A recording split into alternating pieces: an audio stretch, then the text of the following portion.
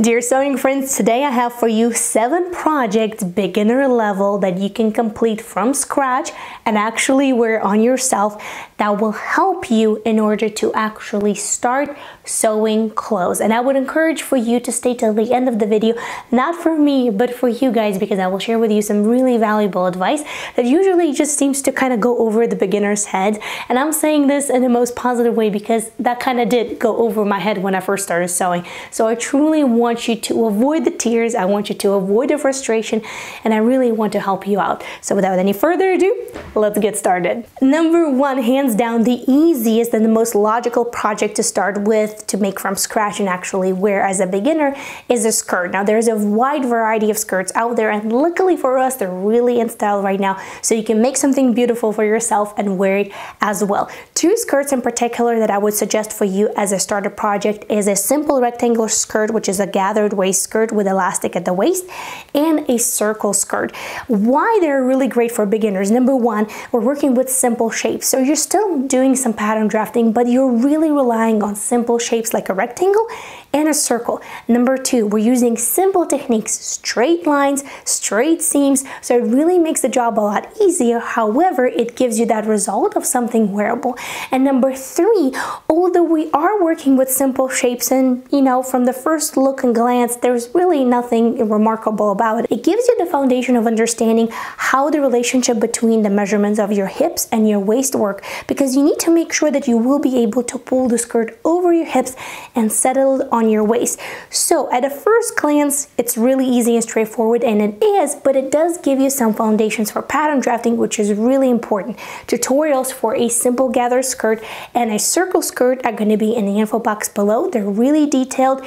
Tons of people have made them, so if they can do it, then you can do it for sure. If I were you, I would definitely start with simpler projects like making a tote bag or an apron or a napkin, so that way you get familiar with your sewing machine, with thread, with needles, with how it works and operates, and then once you have that down, go ahead and move on to sewing clothing.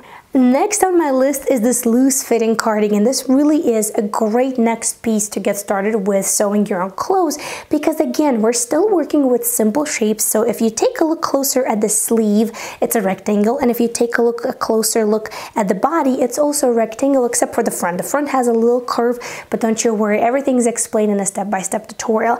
However, we're starting to add more moving parts, so we're working with some measurements, right? We're still continuing to work with simple techniques, but now we're creating something that we can wear on top of other garments, and that is not quite as simplistic maybe as this gathered skirt or a circle skirt, for example. When you're making something loose fitting, especially as one of your first garment projects, it really is kind of the key, because fitting a garment without the knowledge of pattern drafting, or at least how the body works and how the garment works with the body, can be quite frustrating. So I really strongly suggest for you, as always, start small and start basic and simple, and then progress in your journey as you gain that confidence in sewing and pattern drafting. Now, when we're talking about something that we're wearing as a top, there can be a lot of intimidating things like, for example, a sleeve or a collar or some sort of closures, but I think that this next project will be great when you're starting to venture into creating your own clothes from scratch. There's only 2 pattern pieces, the front and the back. You don't have to do the ruffles, it's optional obviously, but this really focuses more on your measurements. And also here we're talking about the neckline, so that is definitely a step up from a simple cardigan, for example.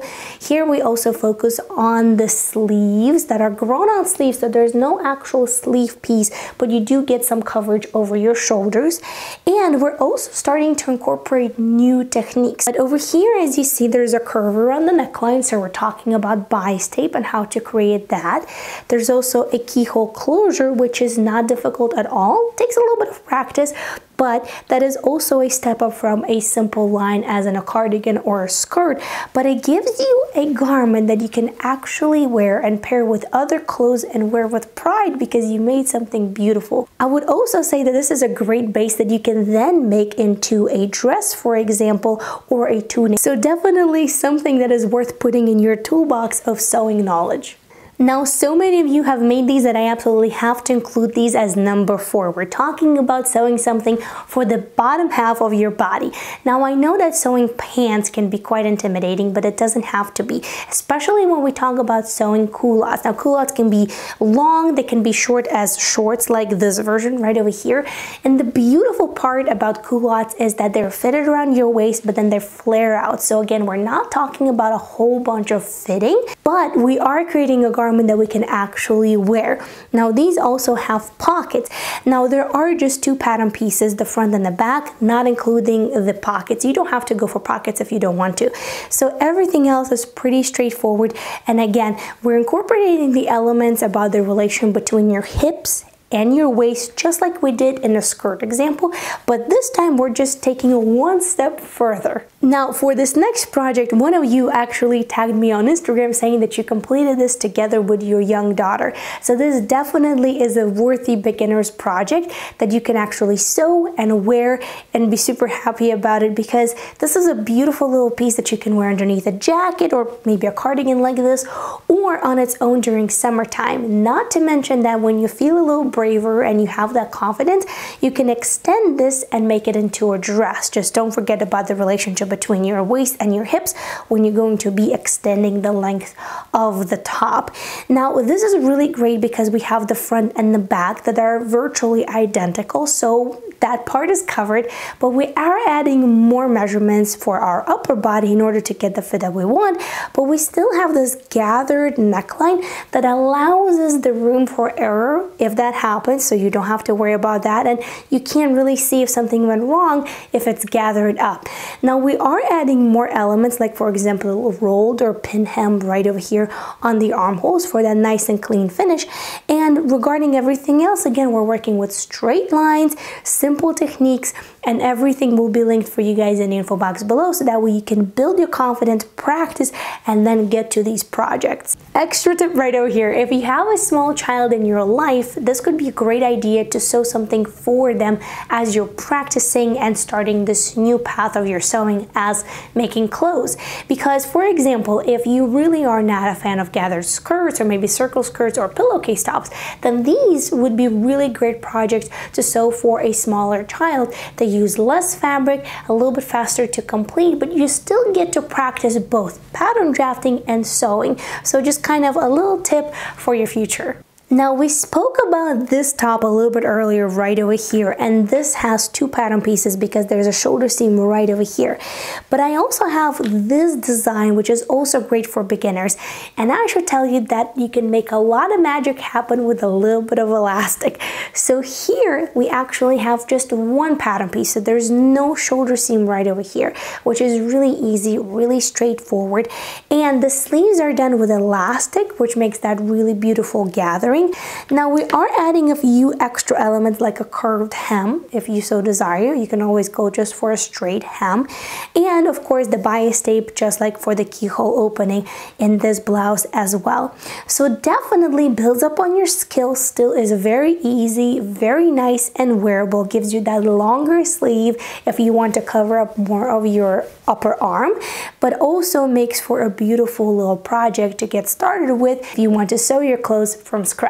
Now, to build up your confidence in making your clothes, I would suggest for you to get started with woven fabrics, fabrics that do not stretch, fabrics that are fairly stable, something that is really nice and easy to work with, so that way you don't feel frustrated, so that way you don't have problems with tension on your sewing machine, or maybe with choosing a particular needle, or maybe really just trying to slide the fabric underneath your presser foot. Working with woven stable fabrics is really great, but once you have gained that knowledge and that confidence and you want to venture into sewing with knit fabrics, this is a really great starter project to go with. Now, this is also just 2 pattern pieces, the front and the back, not including the little cuffs over here.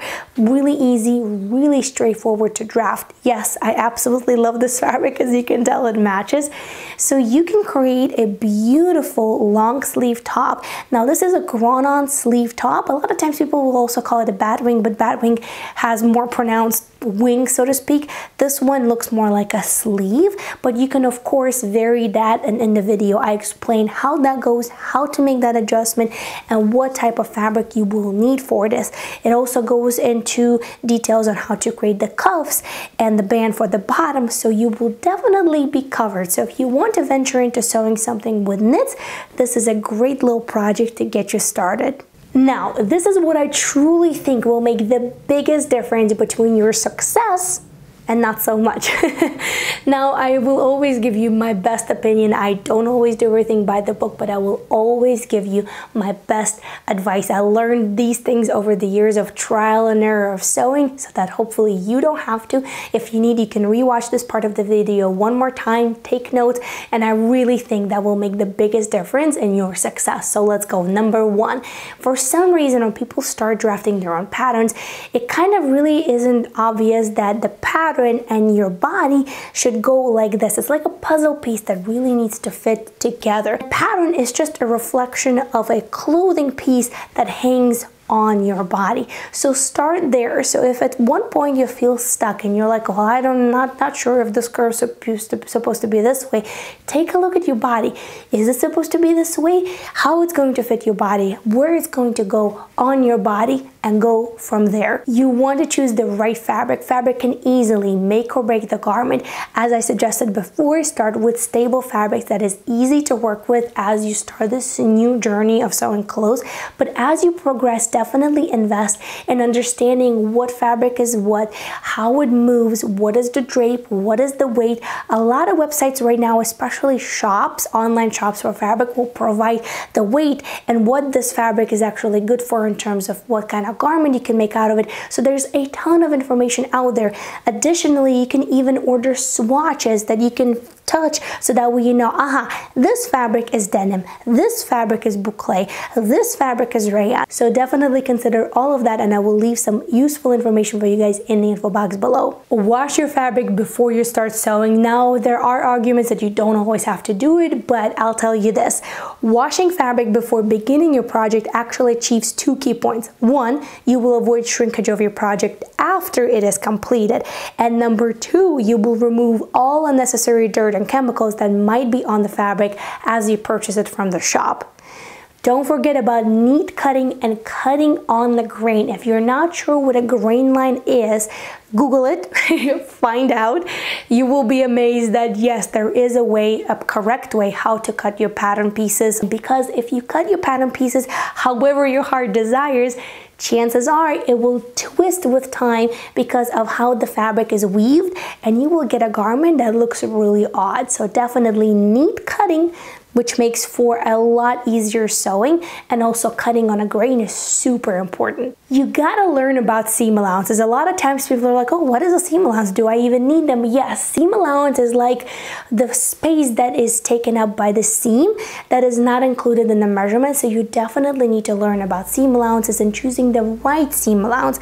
Now, the correct seam allowance might just make your life a little bit easier. Smaller seam allowances are better when sewing curves, and larger seam allowances are great for couture seam finishes and in situations when you want to fit or let out a seam. One of the simplest things that you can do in order for your garment to look like 100 times better right away is to actually iron and press. Iron and press your fabric before you start cutting your pattern pieces, because then you will avoid uneven pieces, and press your seams, if your fabric allows it of course, as you sew them. That will make the biggest difference, I promise you. Just try one time and you will see, wow, that really does make a difference. This one kind of goes over beginners' heads for whatever reason, I'm not sure, because probably it is an extra step that requires a little bit of extra time, but I'm telling you, it makes all the difference, and it takes the frustration out of ripping out the seam, because you will be hand basting